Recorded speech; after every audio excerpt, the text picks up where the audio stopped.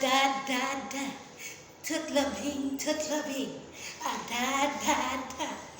Good, good, good, good, good morning. Good, good, good, good, good morning. Musta na ang mga igans ko dyan na nag-aabang sa ating kalukuhan? Akala ko na natahok pala. Guys, good morning! Ngayon lang ako nakaindak. Ang cellphone ko nag-charge ako. Naku, 25% pa rin. Ay, binunot ko na nga yan. Sabi ko, ang tagal naman yan. Hey, hindi ako makapag-indak-indak. Kanina pa akong atat na atat. Kanina pa ako nang-abang na maka-indak na ako. Kasi nga, hindi kumpleto kaya ang araw ko kung hindi ako maka-chak. Musta na kayo dyan mga guys? Namimiss ko na kayo. Namimiss niyo ba ako? Hindi ba kayo nagsawa sa mukha ko araw-araw na nagsigi ka? Sayo-sayaw dyan. Na walang address. Guys, miss you so much. Ano nga yung tapikin natin? La la la. Ayun nga pala guys. May story ako sa'yo. Ito, real story to ha. Real story. Yung pinsan ko. Ay, shout out sa pinsan ko. Dati nung dalaga pa yan siya. Nung mga high school pa ata, diba? May manliligo sa kanya. Tapos, date sila. Diyan daw sa may Trinoma. Trinoma. Date daw sila. Kain daw sila sa resto. Kain nila. Ngayon, observe lang yun siya. Kain sa yung ka-date niya. They order sila sa Jollibee. May siguro yun sila kumain. Maklo. Yan yung story niya. Kain daw sila. Yung ano niya, yung ka-date niya, panay daw ganun, no? Tapos lang. May nang siksik siguro doon natingahan siguro sa manok. Ganun. Gaganon daw.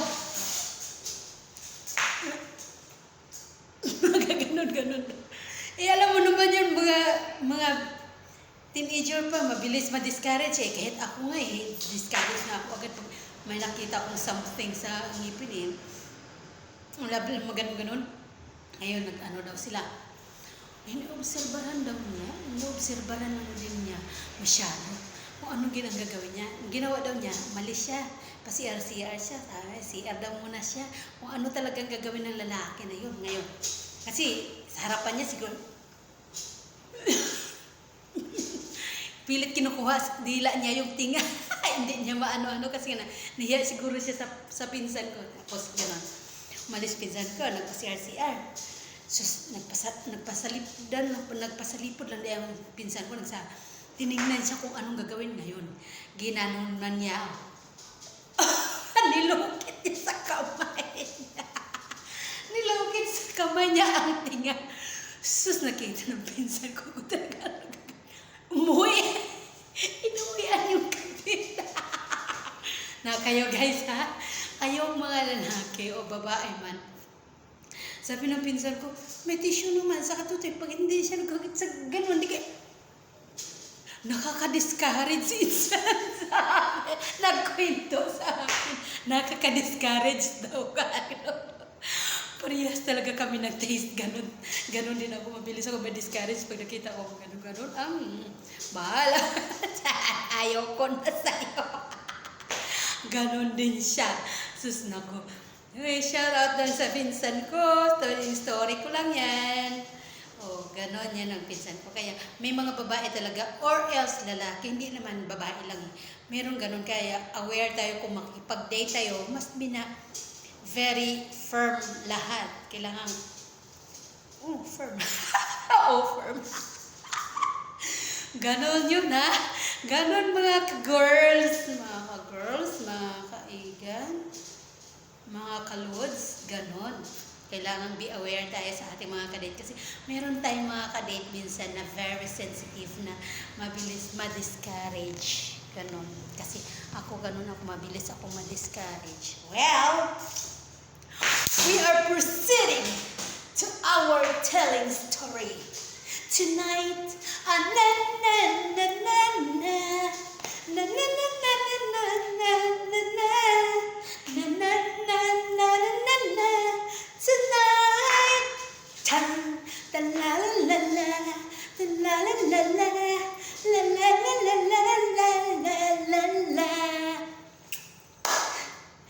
Super. Ay, hindi talaga kayo mabagot sa akin. Basta ako, kamak niyo. Nanda. Ay, pala, story ko sa inyo. Ngayon lang, maritis muna tayo. Nagtapon ako doon ng basura, ng basura sa pagkain.